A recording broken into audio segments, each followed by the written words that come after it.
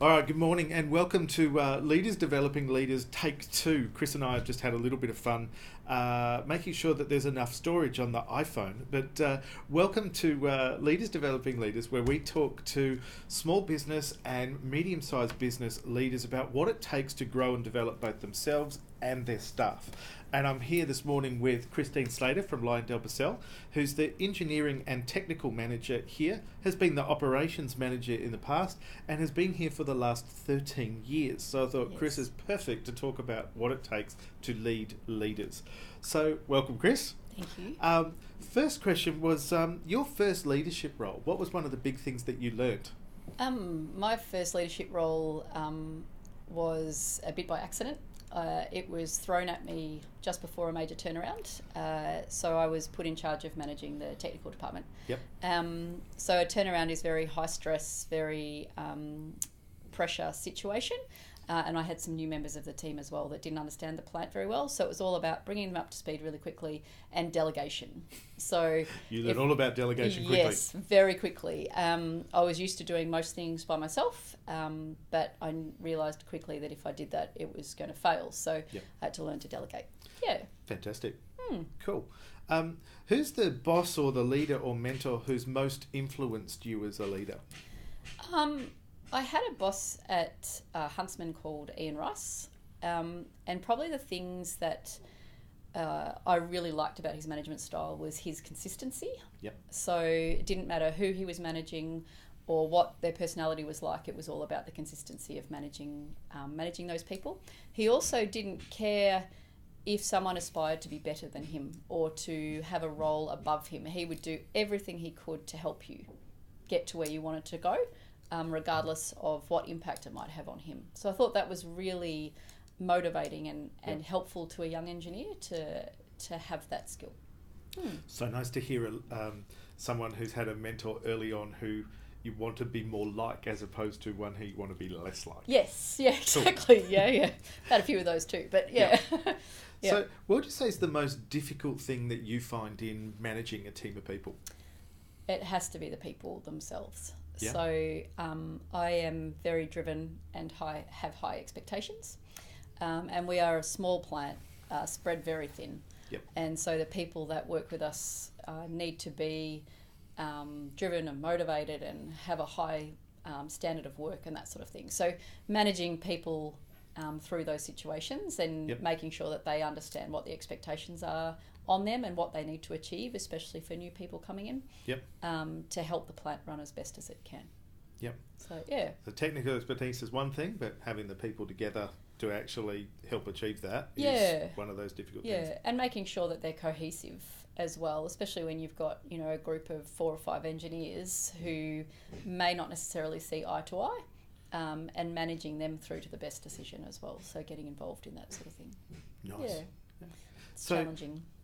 Sounds like it. If given the roles that you've had, what would you say has been the most rewarding experience you've had as a leader?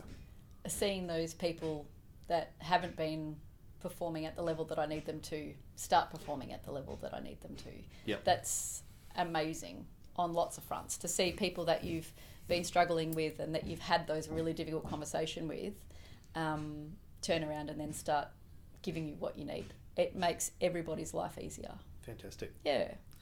So on the flip side of that then, and given the roles that you've had, what's the biggest mistake that you think that you've made as a leader and what the impact was of that? Yeah. So when I took over the operations manager role, I was looking after 35 men, male operators. It's a very unionised environment down here. There were a few issues, and I forgot my core values. Okay. My own personal core values. So my core values are honesty, family and adventure. Yep. And basically I get my work family by building relationships and talking to people on a social level and all that kind of thing.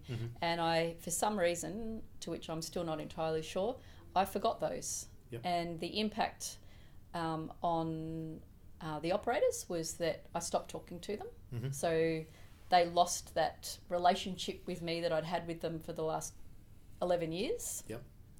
When I was working as a technologist. And I myself lost my feeling of identity in the role and happiness in the role because I was missing out on my top core value. Yep. So that was a huge mistake on my part, and one that I will never repeat again, because now my core values are stuck to my wall. So the core values component had an impact both on you, but then you also noticed the impact that it had on the people around you as Absolutely. well. Okay. And the ability to have those social conversations, which are so important in this type of environment when you want to try and get the best out of people. Yep. So, yeah. Now, I know from us talking together, you've worked with a leadership coach before. Yes. What would you say is the piece of advice or the work that you've done that has stood out or remembered that made that worthwhile for you? Yeah, so it was those core values. Yep. So it was, I asked for help because things weren't going the way I expected them to, and that was a big call for me to admit that I needed help.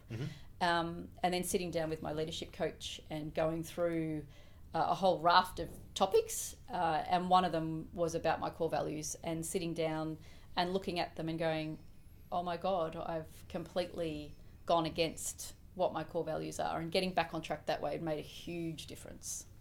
I have to admit, I found that myself when I looked at my own core values. Went, if I was rating this out of 10, I think I might have given myself, a 3 out of 10 at one point. Went, there's something to do here to change the ship. I think people underestimate the impact of your values and the emotional toll it takes on you when what you're doing or what is happening crosses those. I think people underestimate the power of that and the impact of getting things back on track and how much of a difference it can make to you. Fantastic. We were speaking a little bit before. Is there a leader or a public figure that you respect or admire? Not really. Nothing comes to mind per se. I think if I use my children a lot as a benchmark, I guess, because I think your personality towards your children is a more extreme version of your personality at work. So, if I'm frustrated, the kids hear about it more. If I handle a situation badly, the instant response from my children tells me whether I'm on the right track or not. So it's sort of, oh, hang on a minute, that didn't work. And whether they're children or whether they're adults, it's still emotional response. Nice. Yeah. So the way my children respond to something that I say or something that I do, or the way I handle a situation, teaches me in the adult world and the work world what might work and what doesn't work. Nice. Yeah. So going to look at some of the things that you use to make your life as a leader a little bit easier. So what would you say is the best tip you have for managing your day-to-day tasks and getting things done? Buy a computer, a Surface that you can write on. When I first took over the ops manager role, I was surprised by the amount of paperwork that I found myself carrying around: schedules, manufacturing specs, feedstock reports, meeting reports. It was insane. And the ability to remember, a conversation with this person, a conversation with that person, and then keeping track of it all was not working. So I bought myself a Surface and a pen, and I use OneNote. And I have a page per day, and then I have other pages for meetings and things. And so I can be in one meeting and someone will say, oh, we discussed that in another meeting. And I can just quickly flick to the other meeting and go, oh, yeah, that's what we spoke about. Or if I need a to-do list for the day in the morning, I'll write down my to-do list on my Surface, and then I'll go through it and tick it off. And then if I go, oh, hang on a minute, there was something I was looking at, a week ago, I can just go back in my Surface and it's all there. So So you have the most industrial looking Surface I think I've seen with its carry case. And when you're talking OneNote there. So OneNote is basically, it's like your electronic diary that you can click back and forth on and find what you need when you need, even when you're in meetings. Yes, and I can also, people send you minutes for meetings electronically, so I just download them into OneNote, and then I annotate the minutes from the previous meeting in the next meeting. Nice. So it's all there for me. Fantastic.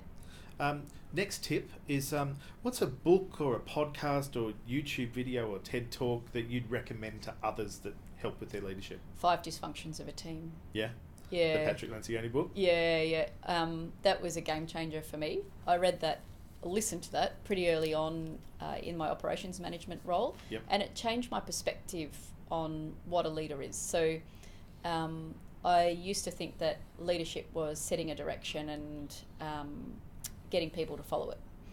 What that book taught me was it's more about getting everybody together and using everybody's knowledge to come up with the best outcome, Yep. and then supporting them and facilitating the progress of that outcome. Yep. So it's about using the skills around you rather than feeling more isolated and doing it yourself. So it was and the way the book was written made it very easy to understand. Yep. So yeah, really good. Cool. So tip 1 is OneNote and having a surface. Tip 2, Yeah. 5 dysfunctions of a team. Yeah. Third question is, if there was one leadership hack or leadership model that you use that makes your life a little bit easier, what would you say it would be? Surround yourself with people who provide the work that you require. That's number one life hack to make life easier. Not an easy thing to achieve. Yep. But if you've got people around you that are working for you that have similar values, similar work ethic, similar standard, similar expectations, Yep. It's much easier. And that doesn't mean that those people are the same as you and then you end up in groupthink. You can have very different personalities, but with the same work mode, I guess, is what I would call it. So Yep. if you surround yourself with those people and employ for cultural fit, Yep. that definitely make your life easier. That's going to take a little bit to get to, having all of that alignment, as you just mentioned there Yeah, as well. But absolutely. knowing that's what you're working for. Yeah, and if you're constantly working for it, it makes the bits of that aren't working so well easier to cope with because you know that you've continually moving forward. Fantastic. Yeah, Chris, thanks so much for your time. no worries. Cheers.